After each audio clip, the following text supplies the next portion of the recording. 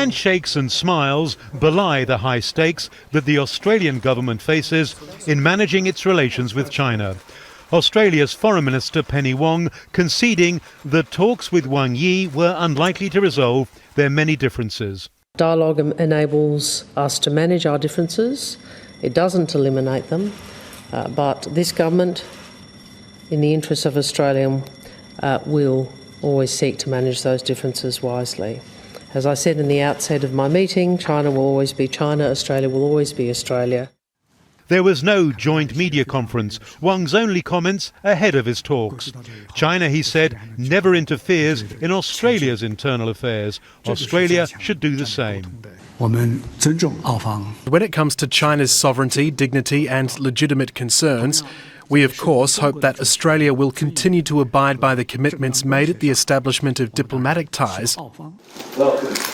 Regional security remains a contentious issue for Australia, but on trade, friction is easing.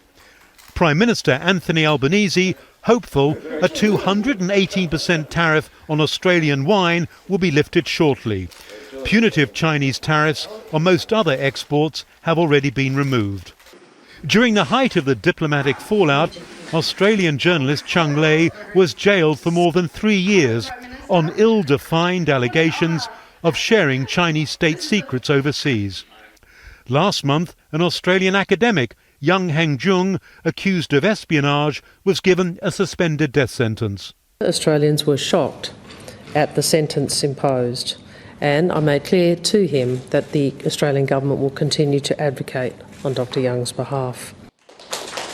Since Xi Jinping became China's leader 11 years ago, he's made one repeated pledge: to fight any challenges to China's sovereignty. A sovereignty enforced, say analysts, by intimidating Taiwan, claiming ownership of almost all the South China Sea, and establishing a security presence in the South Pacific, where China now has the largest diplomatic presence in the region. While Wang Yi has been talking up trade in Australasia, his US counterpart Anthony Blinken has been deepening alliances with old allies, South Korea and the Philippines.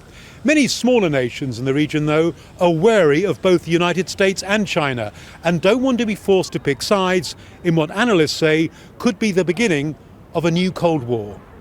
Adrian Brown, Al Jazeera, Wellington. Make sure to subscribe to our channel to get the latest news from Al Jazeera.